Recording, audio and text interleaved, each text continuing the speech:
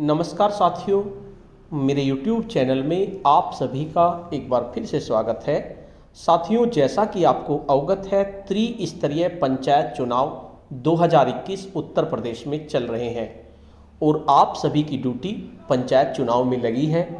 किसी को पीठासीन अधिकारी बनाया गया है, किसी को प्रथम मतदान अधिकारी और किसी को द्वितीय मतदान अधिकारी।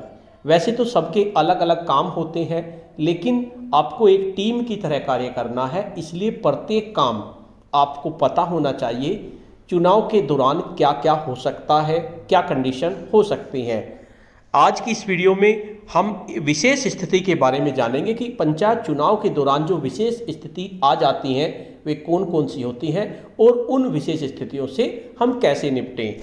इस वीडियो में हम चैलेंज वोट और टेंडर वोट के बारे में जानेंगे कि आखिर चैलेंज वोट और टेंडर वोट होती क्या है और ऐसी कंडीशन में हम क्या करें। साथियों, वीडियो को शुरू करने से पहले मैं आपको बता देना चाहता हूं, अगर आप चाहते हैं इस तरह की इन्फॉर्मेटिव वीडियो आपको एक प्लेटफार्म पर मिले, तो उसके लिए मैंने इन्फॉर्मेटिव वीडियो व्हाट्सएप ग्रुप और इन्फॉर्मेटिव वीडियो टेलीग्राम ग्रुप बनाए हुए हैं। आप चाहें तो मेरे ग्रुप से जुड़ सकते हैं। ग्रुप का लिंक आपको वीडियो के डिस्क्रिप्शन बॉक्स में मिल जाएगा, जिस पे क्लिक करके आप मेरे ग्रुप से जुड़ सकते हैं। तो सबसे पहली जो स्थिति है हमारी, वो चैलेंज वोट की है, जिसको अभ्याक्षेपित मत भी कहते हैं। ये कंडीशन आपकी कब आती है? मान लीजिए जो प्रथम मतदान अधिकारी है उसके पास कोई मतदान करने के लिए आता है और आपने उसका आवाज़ लगाई, उसने आपको पर्ची दी, आपने उसकी आवाज़ लगाई और आवाज़ लगाने पर वहाँ पर उपस्थित निर्वाचन या मतदान अभिकर्ता उसकी पहचान को चैलेंज कर दे, कह दे कि जिसका नाम आप बोल रहे हैं ये वो नहीं है, तब स्थिति आती है आपकी चैलेंज वोट की। ऐसी स्थिति में पीठासीन अधिकारी जो हैं उसका निस्तारण करेंगे। किस तरह से करेंगे? पीठासीन अधिकारी अभिकर्ता, जिस अभिकर्ता ने उसकी वोट को चैलेंज किया है, वो कह रहा है कि ये नहीं है, उससे चैलेंज फीस के रूप में 5 रुपये जमा करवाएंगे। 5 रुपये पहले आप जमा कीजिए इसके चैलेंज के रूप में। उसके बाद, क्योंकि ऐसी स्थिति अक्सर आ जाती है, कोई घबराने की इसमें ज़रूरत नहीं है, आपको अपने विवेक से काम करना है। वैसे तो चैलेंज वोट कम ही आती है, क्योंकि पंचायत चुनाव में सब गांव में एक दूसरे को जानते हैं, कोई ज़्यादा बड़ी बात नहीं है। लेकिन अगर इस तरह की स्थिति आ जाती है, तब आपको क्या करना है? तो पीठासीन अधिकारी जो हैं अभिकर्ता से चैलेंज फीस के रूप में 5 रुपये लेंगे। उसके बाद ऐसे मतदाता का नाम और पता आपत्तिकृत मतों की सूची परिशिष्ट 10 में दर्ज करेंगे और जिस व्यक्ति के खिलाफ आपत्ति की गई उसके हस्ताक्षर और अंगूठा लेंगे। उसके बाद संक्षिप्त जांच में यदि आक्षेप सही पाया गया, अब उसके बाद आप जांच करेंगे, उसका पहचान पत्र लेंगे, उसका आधार कार्ड लेंगे, जो भी आप ले सकते हैं उसको लेंगे, और यदि उसका आक्षेप सही पाया गया जो उसने मतदान अभिकर्ता ने किया है, तो चैलेंज फीस उसकी वापस कर देंगे और प्रतिरूपण करने वाले व्यक्ति को, यानी जो गलत वोट डालने आया है, उसको पुलिस के सुपुर्द कर देंगे तथा पुलिस को प्रथम सूचना रिपोर्ट भरकर प्राप्त करा देंगे और उसकी FIR भी आप करा देंगे।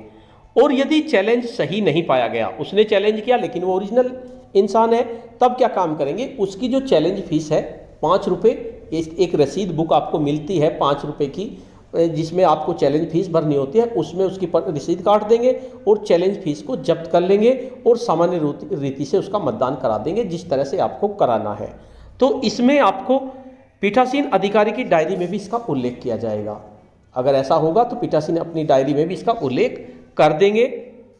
देखिए, उसके लिए अगर चैलेंज आता है इस तरह का, तो परिशिष्ट 10 है आपका फॉर्म, त्रिस्तरीय पंचायत चुनाव आपत्तिकृत मतों की सूची। इसमें लिखा जाएगा कि निर्वाचन के दौरान, इसमें जो आपका वो भी है, पंचायत चुनाव के निर्वाचन के दौरान आपत्तिकृत मतों की विशिष्टियाँ वार्ड क्रमांक लिख देंगे से ग्राम पंचायत के सदस्य, ग्राम प्रधान के सदस्य, क्षेत्र पंचायत सदस्य, क्रमांक, इनके सबके क्रमांक लिख देंगे के लिए सदस्य, जिला पंचायत सदस्य, इसमें पूरी डिटेल आपको भर देनी है, जो भी उसका क्रमांक है, जो भी स्थान है, मध्य स्थल क्या है, वो सब इसमें भर देंगे। उसके बाद ये फॉर्म है, इसमें क्रमांक, मतदाता का नाम, जो मतदाता आया उसका नाम, मतदाता सूची में उसका क्रमांक उस ग्राम पंचायत का नाम जिसकी मतदाता सूची है यहाँ लिखेंगे। जिस व्यक्ति के खिलाफ आपत्ति की गई है उस व्यक्ति के हस्ताक्षर और अंगूठे का निशान आप यहाँ पे लगा लेंगे। जिस व्यक्ति, यदि कोई पहचानने वाला हो तो उसका नाम बताएं। जिस व्यक्ति के खिलाफ आपत्ति की गई है उस व्यक्ति का पता आप यहाँ लिखेंगे। यदि कोई पहचानने वाला है कि वो उसे पहचान रहा है कि ये सही है तो उसका नाम लिख देंगे।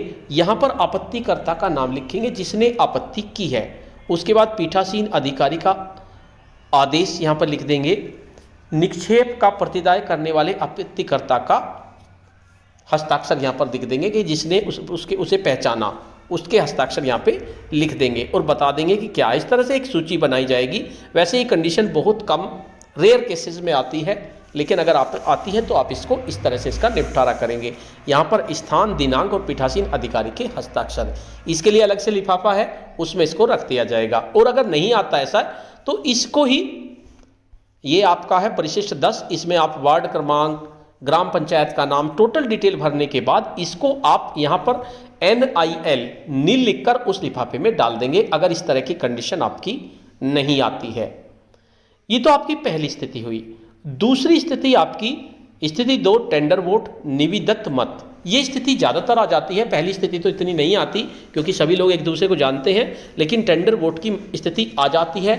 वो तब आती है अगर आप प्रथम मतदान अधिकारी जोर से नहीं बोलते और उनको नहीं पता चल पाता, ये स्थिति तब आती है। तो आपको प्रथम मतदान अधिकारी को जोर से उनका नाम पढ़ के बोलना है जिससे कि उनकी पहचान हो सके, और उनको पहले बता दीजिए। आप ध्यान से देखते रहिए, कहीं ऐसी स्थिति ना हो कि कोई किसी की वोट डाल जाए। तो इसको दूसरी स्थिति कहते हैं टेंडर वोट या निविदत मत। जब मतदाता के उपस्थिति, मतदाता आपके सामने आया, प्रथम मतदान अधिकारी ने उसकी पर्ची ली। पर्ची लेने के बाद उसने देखा कि जिस क्रमांक पे वो वोट डालने आया है उसकी वोट पहले से ही पड़ चुकी है। उस परिस्थिति में मतदान अधिकारी प्रथम मतदान को मतदाता को पीठासीन अधिकारी के पास भेज देगा, यानी पीठासीन के पास भेज दिया जाएगा कि भाई इसकी तो वोट पड़ गई, कैसे करें। उसके बाद पीठासीन अधिकारी मतदाता की संक्षिप्त जांच करके यह निर्धारण करेंगे कि यह मतदाता सही है या नहीं है। ऐसे मतदाता को, अगर मान लें मतदाता सही है, उसकी वोट गलती से पड़ गई है, तो आपको करना क्या है। ऐसे मतदाता को, जो आपको मतपत्र दिए गए हैं, मान लीजिए आपके यहाँ पर 800 वोट हैं, तो 1 से लेकर 800 तक का क्रमांक उनमें होगा। प्रत्येक गड्डी में आपको 4 तरह की गड्डी मिलेंगी अलग अलग पदों के लिए। तो आपको जो अंतिम गड्डी में अंतिम का क्रमांक है वो वाला बैलेट पेपर उसको देना है। ऐसे मतदाता को मतदाता के मतपत्रों के आखिरी गड्डी में से अंतिम क्रमांक की ओर से मतपत्र जारी किया जाएगा। मान लीजिए 800वां लास्ट है हमारा, तो वो उन्हें देना है। ऐसे मतांकन किए गए मतपत्रों को मतपेटी में नहीं डाला जाएगा, बल्कि एक लिफाफे में, आपके पास एक लिफाफा होगा, उसमें निवेदित मतपत्र को ही रखा जाता है, उसको उसमें रखा जाएगा, मतपेटी में उसे नहीं डाला जाएगा। जिस व्यक्ति को मतपत्र जारी किया उसके हस्ताक्षर या अंगूठा निशान निवेदित मतपत्रों की सूची परिशिष्ट 11 में संगत प्रविष्टि के सामने करा लेंगे। एक परिशिष्ट 11 है जिसमें निवेदित मतपत्रों की सूची के नाम से है, वो भी आपकी जाएगी। उसमें उसके अंगूठे का निशान भी लगाना है। कौन सा है, देखिए, ये आपका परिशिष्ट 11 है। त्रिस्तरीय पंचायत चुनाव, निवेदित मतों की सूची, ग्राम पंचायत का नाम, वार्ड क्रमांक का नाम, सदस्य, प्रधान, जिला क्षेत्र, सब पे निशान लगा देंगे, क्योंकि चारों आप मतपत्रों से दे रहे हैं कि निर्वाचन क्षेत्र क्रमांक के सदस्य के लिए निर्वाचन। तो इसमें कॉलम दिए गए हैं, क्रमांक, मतदाता का नाम, यहाँ पर मतदाता का नाम लिख दें, मतदाता सूची में क्रमांक, उसका क्या क्रमांक है। उसके बाद उस ग्राम पंचायत का नाम जिसकी मतदाता सूची है, निवेदित मतपत्र क्रमांक, यानी कौन सा मतपत्र आपने उन्हें दिया, लास्ट वाला। हो सकता है आपके 2 आ जाए तो लास्ट से पहले वाला दूसरे वाले को देंगे, फिर उसके बाद फिर देंगे। इस तरह से वो क्रमांक उन्हें देना है।